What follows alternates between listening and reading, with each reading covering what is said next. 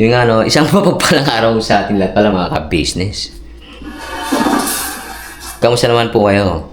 Naway nasa mabuti po kayong mga kalagayan, no? At ito nga, nandito pa rin po tayo sa Laguna, no? May kakausapin tayo ngayon mga ka-business, no? Isang OFW na subscriber ng buong ka-business family, no? Ng ka-business official. Please watch this mga ka-business, mga papi. Hindi nila ka-business ako.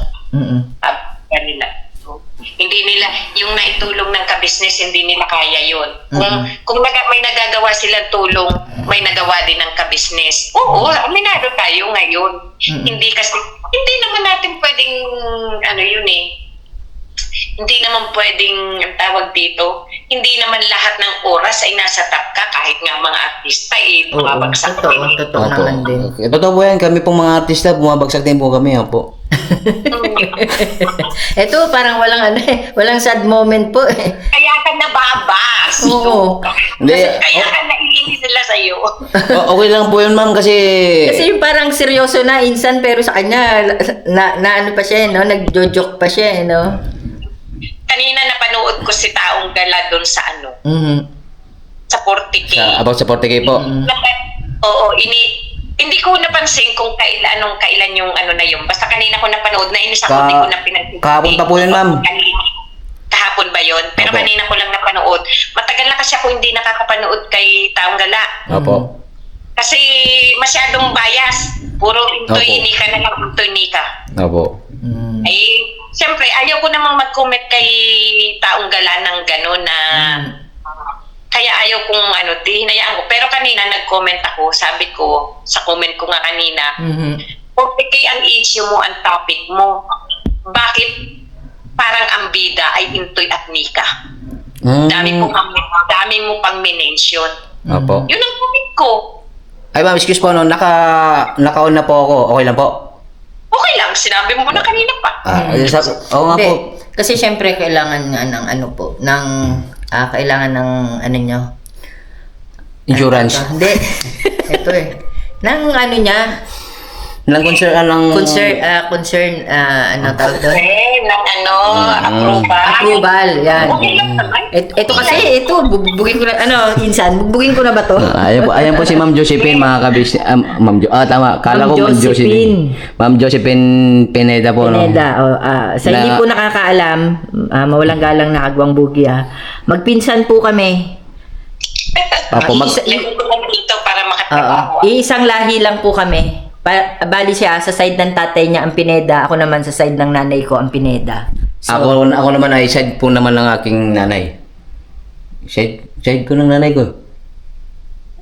Bumigay na naman si Bugi. mga banat nito, babanatan ko na to. Alma. Minsan. Kasi nga... Mapapalo ka ni ka-business eh. okay na po yun, ma'am. Hindi, kasi nga po, kahit... Itong ginagawa ko din. Tuloy lang.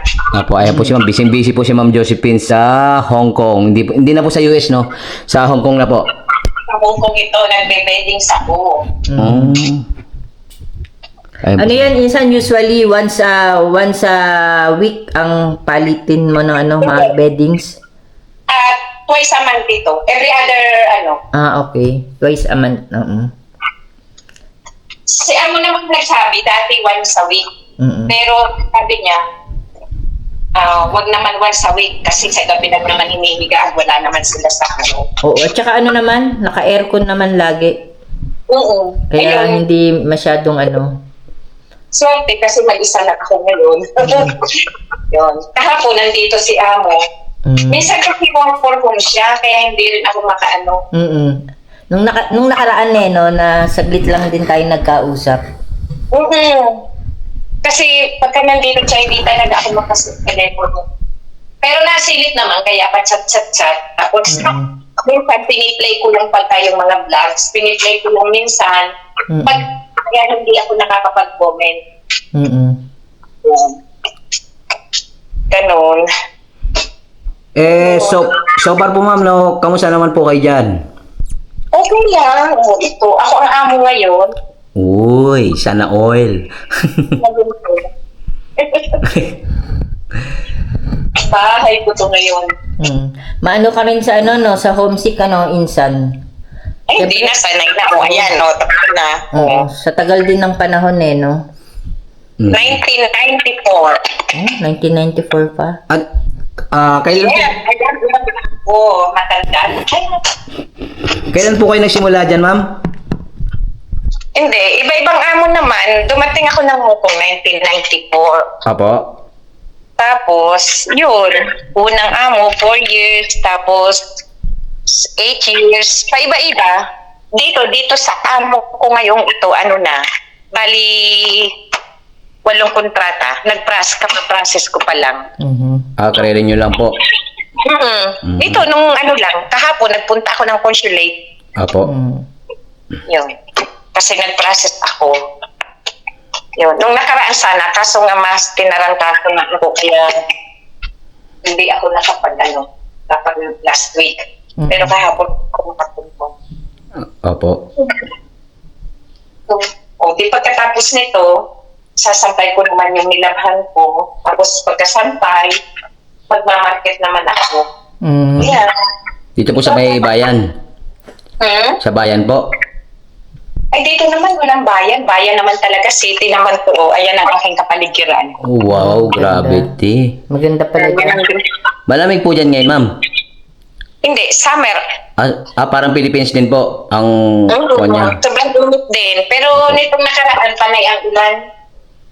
Sana all, pumapatak po ang ulan. Pero ngayon, ayan, mas sobrang init. Agoy. Sana din, maano din. Naka-aircon ka naman dyan, insan eh. Pero pag mag-isa lang ako, ganitong araw, hindi na. Sa gabi lang. Kapag nandito sila, yun sa araw. Kasi ano, sa mga ganyan naman, centralized aircon naman eh, di ba? Ano lang, kasi maliliit lang naman dito. Pagka nandito sila, sa kwarto, open, kung nasa kwarto, tapos sa alas. Apo. Ganun. Madalas wala naman sila. Kaya walang aircon sa gabi lang. Pag nandito sila. Ang weather naman ngayon, parang okay naman. Pero kaya pa. Kahit walang ano. Kasi mahangin. Apo. Sana someday magkita tayo dyan. Kung pabulong ko, ayun. Kaya naman hindi ko sure nga next year pa, matagal pa. Kasi nag-reunion ang family pineda plan nitong nakaraan, nung asin ko. Yun, ay kami ang napili next year. Kami ang nabuno. Family. Kasama daw ako doon. Sama ka? By next year, syempre, pinahida din ako. Gusto kaya lang ang ano ko. Pag ganito kasi may pasok, hindi ako payagan ni amo, kaya naiinis ako, hindi ko sure. Hindi kasi bakasyon yung ano eh, madalas kong uwian, July, August, kasi school vacation. Apo. May mga alaga ko. Yun, school vacation, tapos yan. Ngayon, last year nga lang ako pauwi ng December. Sayang nga, hindi nga tayo nagkita eh. Ayun. Kala ko nga, hindi ako makakapunta ng ka-business house mo. Grabe. Sabi ko, Papadis, hindi na ako busy. Hindi na ako free bukas. Kasi 23 na yun. Tumating ako 20.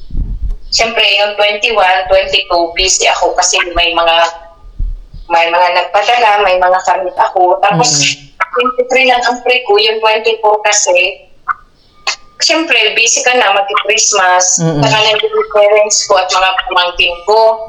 Kasi, pasko sila. Yun, pinagtulong-tulungan namin magkakapatid para makaluwas. Makapunta sila sa Cavite. Kasi hindi na ako umuwi ng probinsya. Tapos bumalik ka ng Hong Kong insan, mga January na? January 2. Halos saglit lang din pala yung vacation mo, no? After New Year. New Year, January 2, umano na ako. Tapos na. Parents na nakapagpalit na ng over. Yan. Ging-ging na po, ging-ging na. Kukunin ko naman ngayon yung aking isasampay na nilabahan. Diba? Habang nakikipagmarites si Insan, natatapos niya yung mga gawain niya. Oo. Pero hindi naman po kami nakakastorbo, ano? Kwarto namin, ordinarong ano lang din. ordinary yung family lang naman sila. Maliliit na ano lang, hindi naman sila mayaman. Sakto lang din po yung kanilang kinikita. Dito naman kasi sa Hong Kong, medyo ano ang swelduhan ng mga amo. Kaya nilang mag-rent ng ano. Yan. Ayan yung una kong nilabhan, mga damit. Opo. Patuyo na po. Hindi ka sasampay. Inuna ko nilabhan habang nagpapalit ako ng ano. Yun, nung naisampay ko na, habang sampay, yung isa naman, isang kwarto isang kwarto isa. Halimbawa ngayon, Opo. kwarto yung amo ko. By schedule po talaga. Oo, kasi hindi naman wala naman pagsasampayan pag pinagsabay-sabay lahat ang ano. Marami tatlong kwarto yan. Tatlo. Ito, ako dito, ayan mga nagkalat mga gamit ko. Ito sa alaga ko, Opo. Ilan taon na po yung alaga niyo, ma'am? yung bunso ay 11. 11 ba? Oo, 11. 11 ng January. Yung panganay ko naman ay 15. Sa August. Sa August 15. Malapit na po. Yan. Lapit na. Ewan ko kung paano ba. Basta pag umuwi ako at gusto mong sumama, pag natulong, isabihan kita. Sige, sis. Sana, at saka sana matulungan mo rin ako na mabenta nga. Dito, sino ba? Oo, malay mo. Ikaw pala, may reason pala yung pagkakausap natin. Ikaw pala yung makakabenta. Opo. May porsyento po tayo. Nyo ba? May porsyento po tayo kay Celine. I-send ko sa'yo, Insan, yung mga details. Pero pinost nyo? Oo, naka-marketplace na rin siya. Naka-marketplace na din siya. Oo. Sasabihin ko naman sa ate ko. Wala naman ganun kalaki yun. Hindi, malay mo, may mga may mga kakilala rin siya. Pag dito sa Hong Kong, walang masyadong dito sa Hong Kong kasi dito mga domestic helper. Po. Oo, dito sa Hong Kong, domestic helper lang talaga. Kumbaga, mga nakakontrata lang, 2 years. Maliban na lang yung iba na mga nasa company. Pero domestic helper, talagang alam mo na, nasa na yung malaki kong hangin. Ganun. Kaya nga sabi ko, kahit gusto kong tumulong ng aking malalaki, pang bedsheet na hangin, lalaki, mahaba. Malaki pa po sa akin, ma'am. Ha? Malaki pa po sa akin mga hangir dyan. Oo, pwede kang isabit dito. News ko po. Sabi ko na nga ba, huwag na akong magsalita. Padalan mo ako ng Insan, kahit mga isa lang. Bakit sasabit mo man ako? No. Ayun. So, yun po, no, kamusta naman po yung, inyong amo? Okay lang naman amo ko. Stricto lang naman yun sa phone. Basta, pag nandito siya, hindi ako nagpo-phone. Apo. Pasilip-silip lang. Kasi, ang point niya, working hour yun. Pero yung kung sisilip-silip lang naman ng telepono, okay lang. Apo. Pero yung mag-telepono talaga ako, hindi ko ginagawa pagka nandito siya. Kasi magagalit. Opo, antimano po yun kasi nga... Oo. Paano daw makakapag-concentrate sa trabaho? Siyempre, kung nakatelepono ka, yun. Ganun. Opo. Saka talaga, yan, matrabaho din, pero para sa akin, light na lang kasi nakasanayan na. Everyday, gigising. Pag nag-6 o'clock na tayo ka na. Magpiprepare ng breakfast, ng babaunin ng alaga mo. Opo. Yun. Kailangan naman talaga yun, Insan, Araw-araw lang talaga sipag para umasenso din. Basta alas 6, pagkayo na ako. Tapos para mag-prepare ng breakfast, ng baon. Kasi nagbabaon ng lunch yung alaga ko. Opo. Tapos pagdating na 7, ihahatid ko na siya sa baba, pipick upin ng school bus. Yun. Tapos, yung pag-akyat ko, level yung isa naman. Kasi dalawa nga sila. Mm. Opo. Yun. O pag nakaalis na yung dalawa kong estudyante, yan, mag-start na ako. Liquid na ng mga may nagpalitan nila. Ipasalang ko na yung washing. Habang nagwa-washing, magpe-prepare na din ako ng breakfast ko. Kape-kape na. Tapos yung amo ko naman, magpe-breakfast na din. Minsan, si amo umaalis before 8, minsan past 8. Ganon. Yun. So, yun po yung pinaka-daily routine niyo po dyan, no? Ayun, tapos magwawashing na. Habang nagwawashing, ito, dilipit ng mga hinigaan nila. Ayun. Masalipit ng higaan. Linis-linisan ng konti. Opo. Tapos, yun, mga CR. Dalawa kasi yung CR. Excuse po, no? Ilang oras po yung duty niyo dyan, ma'am? As DH, no? Mm. Hanggang gabi. Po. Hanggang gabi. Hanggang ngayon po. Oo.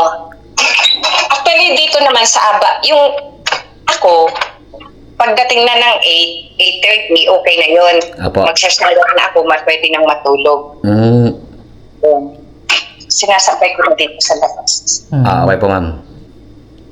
Ganun naman. Tapos, kasi maaga kami kumakain, 6 o'clock kumakain na. Opo. Kaya lang hindi ka naman 6 o'clock, matutulog ka. Tapos, tatapos ka na ng trabaho hanggang 8:30. Pwede na yung shower, pwede na makarest, pwede na mag-telepono, Opo. cellphone. Yun. Pero pag wala naman sila, talagang gaya nito, wato sawa ang cellphone. Opo. Buti naman po walang CCTV dyan, ano? Kasi po, Wala. yung iba po, di ba, may CCTV po sila? Oo, yung ibang flat, yung ibang mga dito naman sa akin wala. Opo. Kaya, alright lang po yan na habang wala sila, anlisawa. Kahit naman mag-CCTV, wala namang Hindi, kahit naman, yan, no? Opo. Tsaka yan, oh. Kahit na nagsa-cellphone siya, pero tuloy-tuloy pa rin yung pagtatrabaho niya, di ba? Oo, kahit may kausap ako, sige lang, trabaho, basta ginagawa ko yun. Yung... Pero hindi ko tumagawa pagka nandito talaga siya. Opo. Kaya, ano po yun, kinontak po kasi ako nun, ma'am. Hindi, good vibes lang, ma'am, ah.